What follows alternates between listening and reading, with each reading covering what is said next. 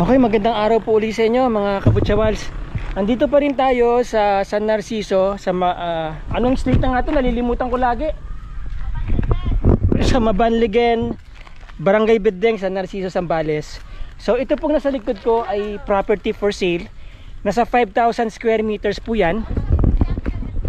Yan, dito po mula dito sa structure na to hanggang, hanggang dyan po sa pader. Sila po may-ari? Okay. Hanggang saan po yan? Okay. Hanggang dito po. Dire-diretso na hanggang doon. Okay. Pwede po masilip natin doon sa bandang likod. Okay. Ano po pangalan nila, ate? Diding.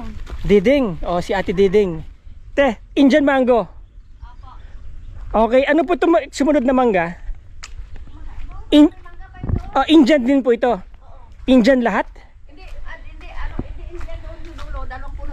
Okay. So meron pong kasoy dito. Okay, meron na naman pong okay. So meron pong kumukuha nito 2.5, no? Ayaw ng may-ari, ang gusto ng may-ari talaga 2.7. Again, wala po tayong overpricing sa ating mga presyo. Okay, so yan, meron pong puno ng star apple. May mangga na naman dito, kasoy. So itong mangga po na ito, ano po ito, kung di ako nagkakamali, kinalabaw to. Kasi malalaki po yung dahon eh. Okay, ito naman ay puno ng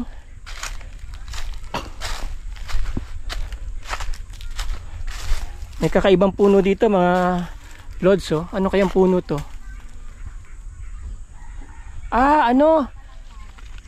Ano pong puno to? Yung yung maasim? Ayan, no? Oh, ang gandang puno. Yung yung maasim? Oo, may maasim kinakain niya. Oo, yung kulay pula pag nahinog. Oo, binibintar ng bunga niya. Oo.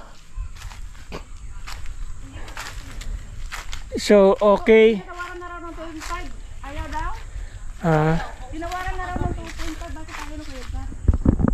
Hindi kami kausap sa yung taga-taski. Unahan na lang. Direkta namin sana kako. Unahan na lang po sila. Oo nga. O yan. Kabutsawals unahan na lang to. 2.7. Owner's price. Ang daming puno, 5,000 square meters. Ayan, no. Oh, may mga puno kayo ng mangga, may puno kayo ng kawayan. Kasama po yung puno ng kawayan, te? Opo, kasama pa po. Ito. Diretso doon na yun, no. Ayun pa po yung pinaka. Okay. Tapos Tingnan natin yung sa dulo. Sabi ko naman, tagal naman din tayo, Kuya Edgar, yung mo. may puno ng kamatsili.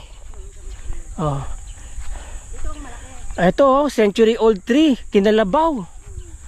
Oh. Nako, sa 2.7 po, mura na po ito sa 2.7 mga kabutsawals. Napakagandang investment ngayon dito sa Zambales. Hindi, katulad sa amin, Oh. dumirin yan, no? Pero nalinisan na, napakaganda Oo, na. oo nga po. Napakamura po nito sa 2.7. Maganda pong investment to dito sa Zambales. Kung sino po yung mga viewers dito na may pera na, bilhin nyo na po ito bago pa po kayo maunahan ng iba. Maraming sumisilip dito. Oo.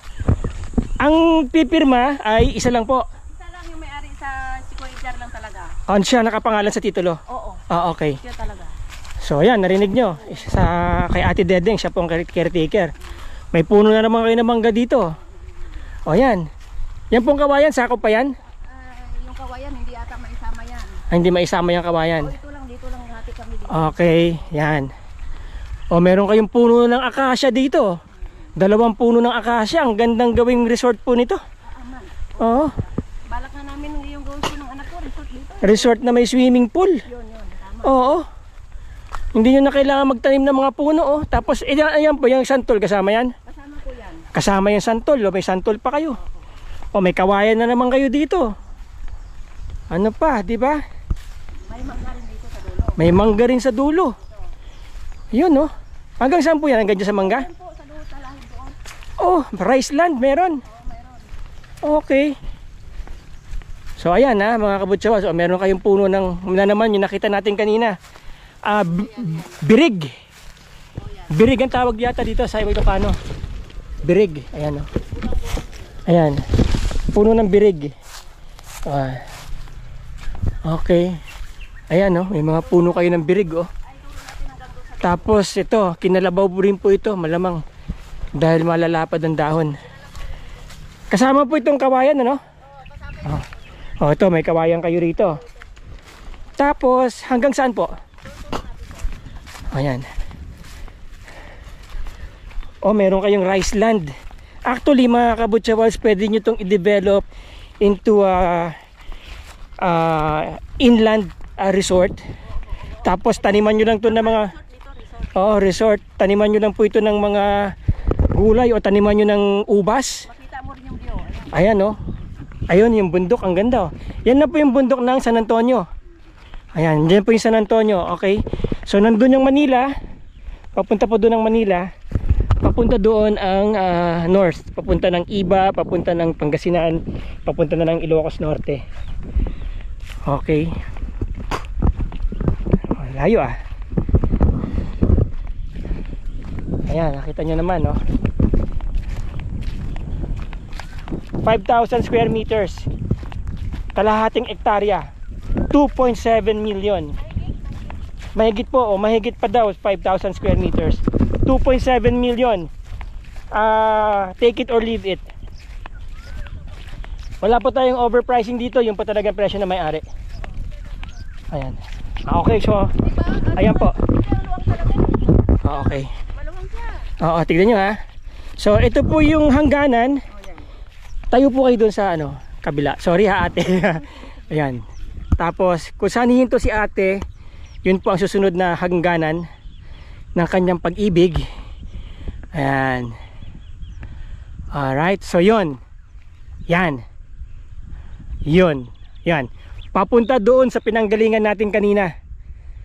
Hanggang doon sa may kalsada. O ayaw nyo pa yan, 2.7 lang.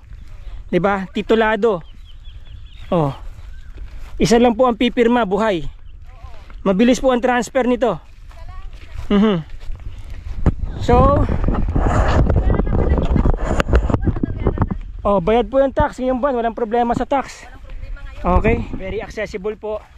From Manila, it's about 3.5 hours drive mula Balintawak. Andito na kayo. Okay. 2.7 million, 5,000 plus square meters, kalahating ektarya mahigit. Maraming puno, may kawayan. Okay, again,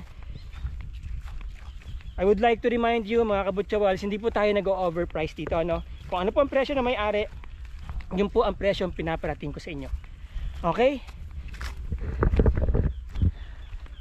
Gusto ko lang ulit pasalamatan yung aking mga viewers, yung mga bagong subscribers ko, at saka yung aking mga minamahal na mga bashers dyan. Kumusta kayo? Sana masaya kayo lagi. At kung meron pa po kayong ibang katanungan at meron kayong mga properties na gusto nyong ipabenta, benta natin yan, feature natin sa channel ko for free. Pag nabenta, bahala na po kayo sa commission ko. Alright? Open din po ako sa mga ahente na gusto makipag-partnership sa akin. Okay, maraming salamat po. Ang pagod, ang init-init ng panahon. 60 na tiklis ang na-harvest nila dito. Inisprayan hindi? Inisprayan. Konti pa yun. Konti pa kasi, Oo. Kasi tingin ko kaya nito mag-100 eh. Oo, pwede. Oo. Basta na-fertilize. Kung gusto nyo pong ako makontak, andyan lang po yung aking link sa baba, yung aking Facebook account. Pag-message po kayo doon. Ang aking Viber number, nandyan po. Message nyo ako doon. Or i-email nyo ako. At pag-usapan po natin. Again, hindi po tayo dito nag-overprice, no? Kung ano po yung presyo ng buyer, ng seller, yun po ang presyo natin sa buyer. Okay? So, what I mean is, i-connect ko kayo sa buyer kaagad kapag kinontak nyo ako. Alright? So, medyo pasensya na kayo, medyo napagod lang ako at na-overwhelmed. Dahil 2 farm ang pinuntahan ko ngayon eh. At by the way, kung gusto nyo pong i-feature yung inyong mga properties, around Zambales lang po muna tayo, no? Farm, house and lot, beach resorts, beach lot. Feel free to contact me, again dyan sa description. Pag-usapan po natin, libre lang naman yan. I will do the marketing, and then kapag nabenta po yung property, i-entitle nyo lang po ako sa certain commission. Okay? Open din po ako sa mga agent. Let's split the commission kung gusto niyo. Pwede ring mas mababa lang sa akin.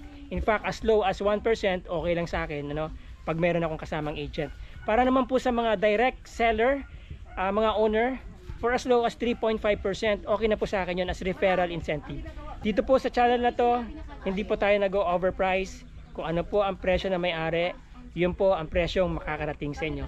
Maraming salamat. Okay, baka may mga gusto mag-shoutout sa inyo dyan, no? Shoutout na. Ang mga ate. Okay. Ate. Sa mga buyers. Sa mga buyers daw, shout out. Okay, o yan. Si Ate Dedeng, siya po yung caretaker dito sa farm. Okay, tapos kayo po ba? Siya ang taga-contact doon sa may-ari, ako naman ang taga-linis. Ayun, anak niyo po? Opo. Yung partner in crime sila. Okay. And again, yung aking kasama, si Russell. Opo, tsaka si Ate. Bilhin nyo na po, di po kayo lugi. Ayun. Panalong-panalo kayo sa presyo nito. Oo. So, contact na. Baka maunahan pa kayo. Pag naunahan kayo, mahirap na naman po maghanap ng ganitong farm lot.